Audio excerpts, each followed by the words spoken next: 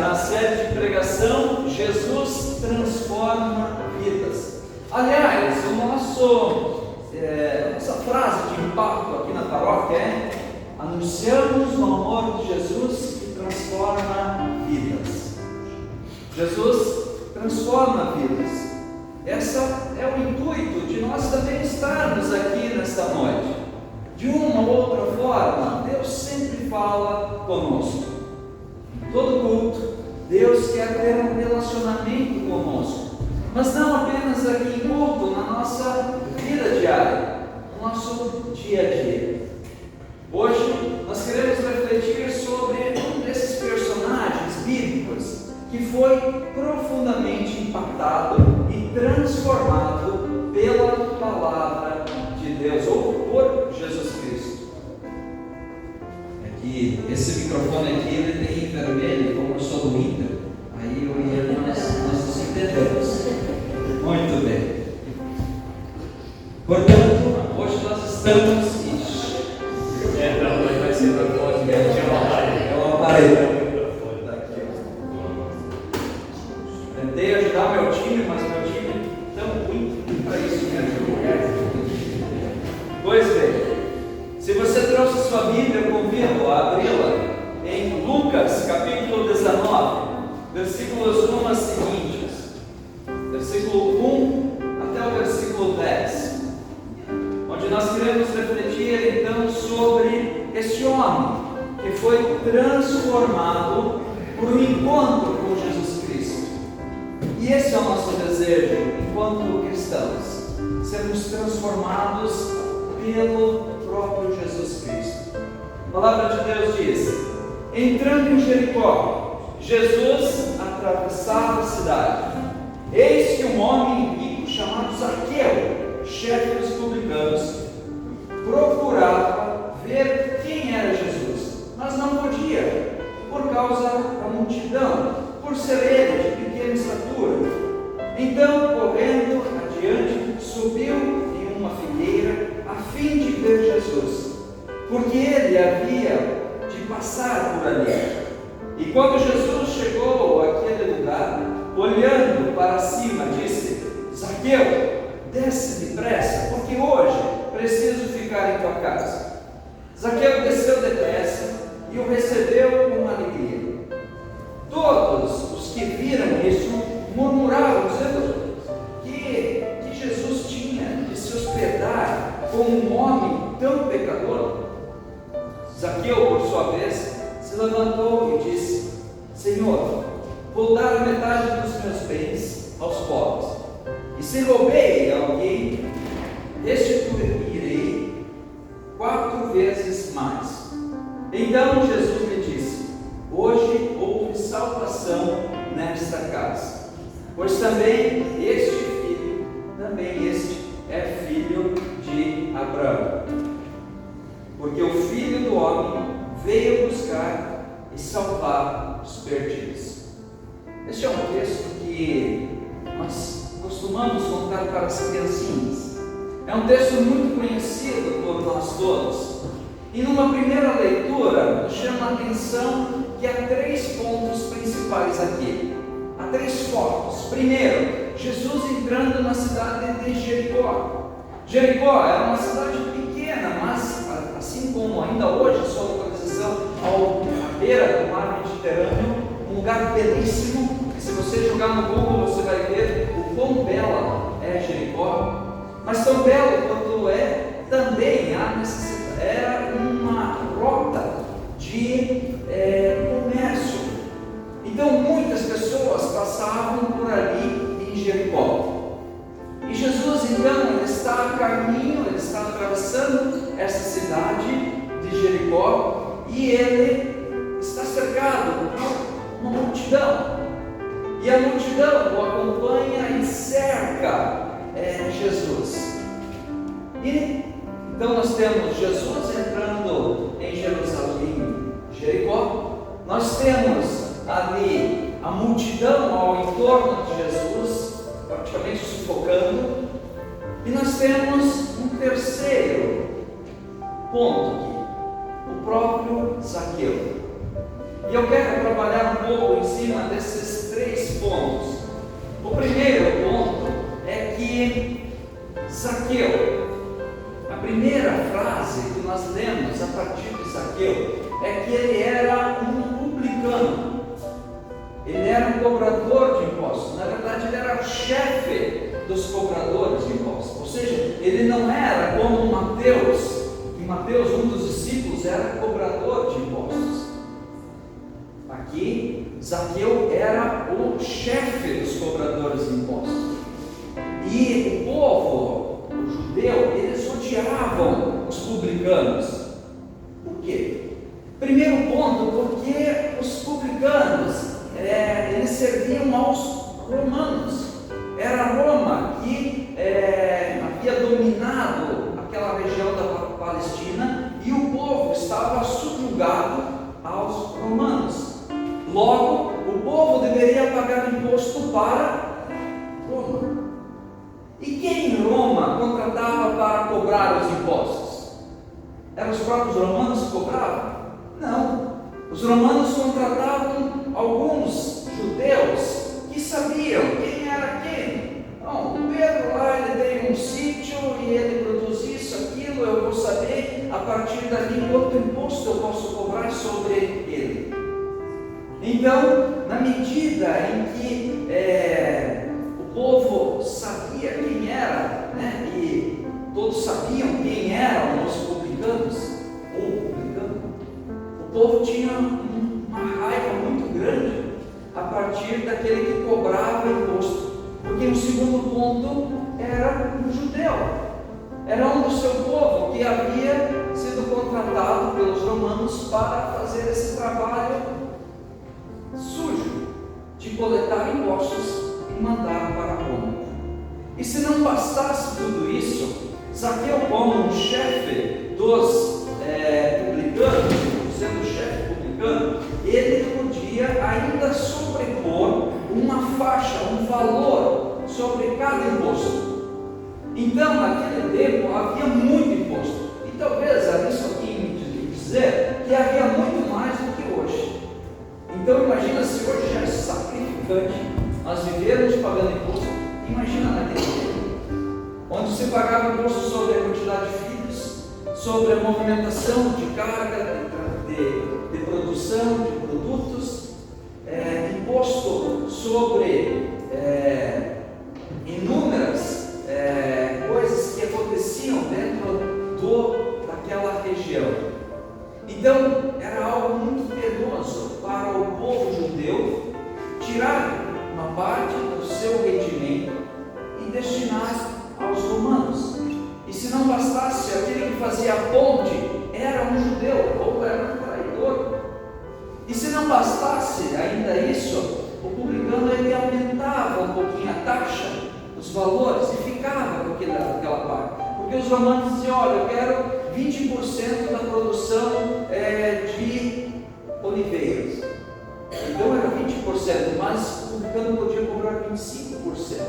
E aquele 5% ele segurava para si. Então, de uma forma, Zaqueu ele ficou rico.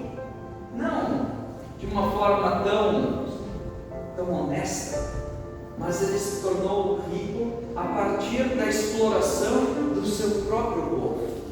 Então imagine aquele homem que era muito mal visto dentro dos seus, e aquele homem, ele ouve falar do tal de Jesus. E talvez Zaqueu, até nesse momento, já tinha ouvido falar que Jesus tinha acolhido um cobrador de impostos, que é Mateus. E que Jesus tinha uma misericórdia com aqueles que são pecadores, tinha uma misericórdia com aqueles que erravam o caminho, mas que tinham uma vontade de corrigir. Porque no tempo de Jesus, as pessoas, elas tinham, ou estava no imaginário religioso, na mente das pessoas, que para chegar até Deus, a pessoa deveria ser muito santa, não cometer pecados, não fazer nada de errado e não se misturar com aqueles que faziam algo de errado.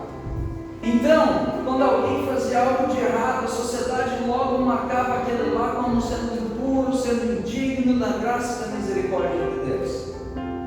E vem Jesus, o Messias, o próprio Deus, o Mestre, e começa a quebrar esse paradigma, começa a ter uma outra, a demonstrar que a misericórdia de Deus, ela ultrapassa as barreiras que por vezes nós produzimos. Então, Jesus ele está entrando em Jericó, e ali muitas pessoas começam a cercar ele, e ficam ali ao redor. E na medida em que ele vai caminhando, Zaqueu então corre na frente do povo e sobe em uma figueira. E esse ato de correr na frente do povo, isso era já um sinal de submissão ou de humilhação. Nenhum judeu se prestava a correr na frente do povo para ser visto ou lutado. Mas como sendo Zaqueu, e a Bíblia não poupa em dizer que ele era de baixa estatura, ele sobe então em uma árvore para que Jesus pudesse ver. A reação do povo ao presenciar que Jesus começa a ter um diálogo com aquele, e talvez naquele contexto eu e você não teríamos a ousadia de convidar ou de convidar para a nossa casa. Naquele contexto, naquela realidade, então Jesus começa a ter um diálogo com aquele homem desprezado. E é muito interessante que qual é a posição das pessoas ali? Qual é a posição? Não é uma posição do povo dizendo assim: olha como Jesus é misericordioso, como ele acolhe os pecadores, como ele busca transformar vidas. Pelo contrário, a atitude do povo é o quê? O que Jesus vai fazer na casa desse fulano? Jesus deveria ter ido na minha casa, afinal eu sou justo, eu cumpro todas as leis, eu sou alguém que não me misturo com essa gente. A posição do povo não foi olhar com misericórdia e tentar aprender algo com aquela ação de Jesus, mas foi colocar Jesus em uma situação de julgamento. E aí ele vem facilmente hoje, como facilmente nós somos igual a esse povo, não é verdade? Hoje em dia nós temos o WhatsApp, a gente nem precisa mais olhar face a face, dizer olha, a gente pega e manda as indiretas ali, não é assim? Quantas e quantas vezes a gente acaba sendo igual ao povo, ou pior do que aqueles? A gente acaba julgando precipitadamente. E o que a Bíblia diz, e um dos textos mais cruciais para a minha vida de fé, é: não julgue para não ser julgado, porque da mesma maneira que julgardes, será julgado. É Jesus dizendo: quem me dá o direito de eu julgar alguém? Quem sou eu para julgar um irmão, alguém diante de mim? O mais interessante é que Jesus, nesse ponto, e detalhe, tem algo aqui que me chama muita atenção. Jesus ele vai caminhando e ele diz: Zaqueu, desce da árvore. Como é que Jesus sabia que aquele homem chamava-se Zaqueu? Claro, glória a Deus, ele sabia dos anseios, dos medos, daquilo que repousava no coração de Zaqueu. E isso demonstra que Deus sabe muito bem quem você é e quem eu sou.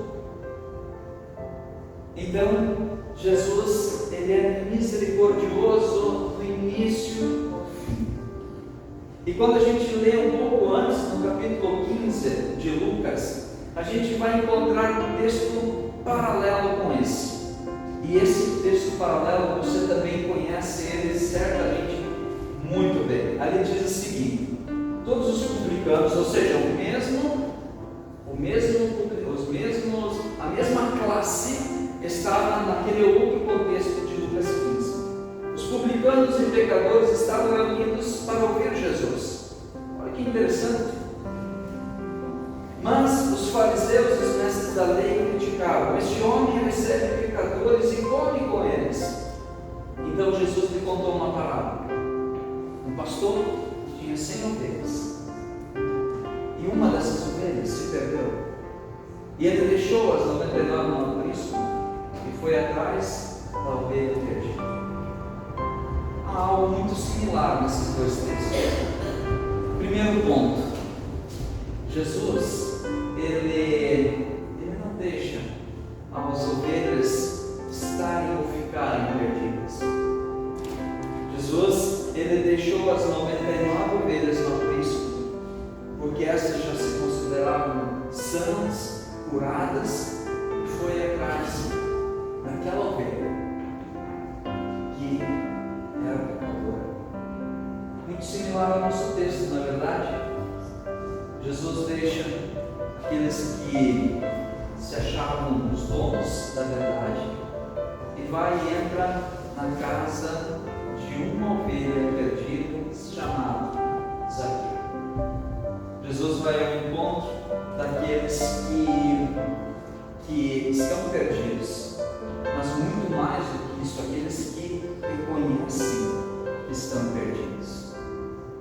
Porque aquele povo que estava andando com Jesus, talvez batia no peito e dizia: eu sou justo, eu pago minha oferta, meu dízimo, minhas contribuições em dia, eu sou isso, eu sou aquilo, eu faço o bem, eu isso, eu aquilo, então eu sou justo. Enquanto aqueles outros não prestam. 1 João 9, quando nós iniciamos o culto, muitas vezes nós lemos esse texto para a absolvição dos nossos pecados, que é: se alguém diz que não tem nenhum pecado, a si mesmo se engana. Ou seja, Zaqueu, para aqueles que estavam ao redor de Jesus, havia uma paridade, porque ambos são pecadores. Talvez a diferença é que Zaqueu precisava urgentemente do perdão de Deus. Precisava urgentemente ouvir de alguém que há outra possibilidade, há outro caminho a seguir, há outra direção. Jesus se aproxima primeiramente com a sua graça e a sua misericórdia. E talvez essa noite você possa ser, e eu convido a você a refletir primeiramente, quem você é nessa história. Será que você é Jesus? Será que você é a multidão? Ou será que você é Zaqueu? Queira Deus que nós sejamos como Jesus, justos, misericordiosos, compassivos, que busquemos o bem. Queira Deus que nós não sejamos como aqueles hipócritas, os fariseus, saduceus, que batiam no peito e diziam: eu sou justo. Mas e se você é Zaqueu? Talvez seja uma oportunidade de você ter vindo aqui na casa de Deus, subido no sicômoro ou na oliveira. Oliveira, agora me fugiu o nome da árvore que o Zaqueu subiu. Figueira. Também vocês estão atentos. Figueira. Jesus, primeiramente, ele se aproxima de nós. Apocalipse 3 diz: eis que estou à porta e bato. Se alguém ouvir a minha voz e abrir a porta, eu entrarei e cearei. Jesus está na porta da nossa vida, batendo constantemente. Basta nós abrirmos a nossa vida, a nossa casa, para a entrada de Jesus Cristo. Jesus, ele está à porta e bate, mas muitas vezes nós não permitimos que ele entre, porque nós já achamos que nós já somos muito certinhos. Depois, Jesus, ele busca ter um relacionamento conosco. Foi isso que Jesus fez com Zaqueu. Ele entrou na vida de Zaqueu, e Zaqueu permitiu que Jesus entrasse em sua vida. Permitir ter um relacionamento com Jesus Cristo. Esse deveria ser o nosso da mesma forma ou muito melhor do que nós temos com nosso pai, nossa mãe, nossa esposa, nossos filhos. Relacionamento com Deus é construído a partir de intimidade. Na medida que nós vamos amando aquele que é o nosso Senhor e Salvador. E somente depois a restauração. O que vemos hoje é que há uma inversão nesse quadro. O que nós vemos hoje é, olha, se fulano mudar de vida, aí eu vou até o encontro dele, aí eu vou permitir que Deus perdoe a vida dele, ou ter uma amizade com ele. A gente inverteu a ordem, quando na verdade primeiro nós deveríamos chegar perto, ter um relacionamento para depois poder restaurar a pessoa. Olha como o sistema hoje mudou. Até as igrejas pecam muito nisso. Primeiro você muda o teu jeito, depois eu vou pensar se eu vou na tua casa. Jesus fez o quê? Foi primeiro na casa, para ter uma restauração de verdade. Quem você é nessa história? Multidão? Jesus ou Zaqueu? O ideal é que nós sejamos de fato a imagem de Jesus. E quando a gente pensa nesse ponto, nós deveríamos olhar para o espelho da nossa vida e tentar refletir a criatura ou refletir a imagem de Jesus Cristo para outra pessoa. Isso é muito profundo. Você deveria ser o reflexo de Jesus Cristo a outra pessoa. Amar como Ele amou, viver como Ele viveu, perdoar como Ele perdoou. Inclusive tem um hino muito bonito do Padre Ezequiel, se não me falha a memória. Fazer o que Jesus fez. Ser Jesus para a outra vida. Não chegar já criticando e movimentando toda uma falsa concepção.